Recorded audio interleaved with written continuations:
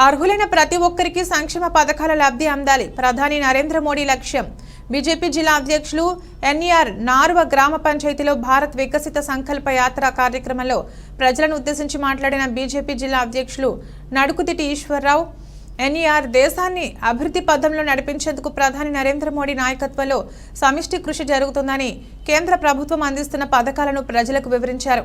ఈ కార్యక్రమంలో గ్రామ పెద్దలు, భారతీయ జనతా యువ మోర్చా జిల్లా ప్రధాన కార్యదర్శి మన్నె శ్యామ్ కుమార్, ఎస్సీ మోర్చా రాష్ట్ర కార్యదర్శి దుక్క ఆదినారాయణ, ఎస్సీ మోర్చా రాష్ట్ర కార్యవర్గ సభ్యులు దన్నాన రాజేంద్ర, బీజేవైఎం సభ్యులు కెల్ల మహేష్, ఏల్దుటి ప్రసాద్, వివిధ శాఖల అధికారులు, ప్రజాప్రతినిధులు, సచివాలయ సిబ్బంది, లబ్ధిదారులు పాల్గొన్నారు.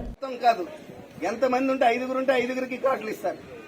ఈ ఆభా కార్డు, ఆరోగ్యశ్రీ కార్డు 2 లక్షలు ఇస్తే ఆభా కార్డు ద్వారా, అవునమ్మా, మనం ఏ హాస్పిటల్లో జాయిన్ అయినా ఈ సౌకర్యం మనకు లభిస్తుంది. 5 లక్షల వరకు ఏ సర్జరీలైనా, ఏమైనా ఏ జబ్బు చేసినా ఆరోగ్యశ్రీ కార్డు.